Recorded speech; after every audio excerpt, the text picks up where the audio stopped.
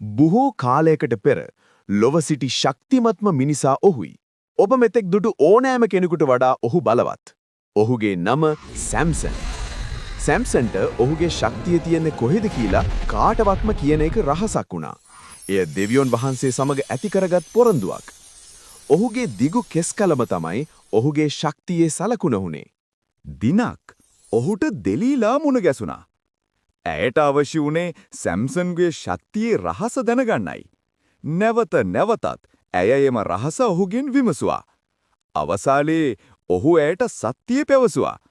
මගේ කොණ්ඩය කැපුවොත් මගේ ශක්තිය නැති වී යනවා. එදා රාත්‍රියේ සැම්සන් නිදා සිටියේදී ඇය ඔහුගේ කොණ්ඩය කැපුවා. ඔහුගේ මුළු ශක්තියම නැති වී ගියා. ඔහු පසුගා ඔහුගේ කොණ්ඩය කපා ඇති බව දැනගත් විට ගොඩක් කලබල වුණා. හතුරන් පැමිණියා. සැම්සන්ට සටන් කිරීමට නොහැකි වුණා. නමුත් පසුව ඔහු දෙවියන් වහන්සේට යාඥා කළා. අනේ දෙවියනි, මට තව එකම එක වතාවක් ශක්තිය ලබා දෙන්න. දෙවියන් වහන්සේ එයට පිළිතුරු දුන්නා. සැම්සන් තම උපරිම ශක්තිය යොදා තල්ලු කළා. ජයග්‍රහණය ලැබුණේ හිසකෙස් නිසා නොවෙයි, විශ්වාසය සහ ඇදහිල්ල නිසායි.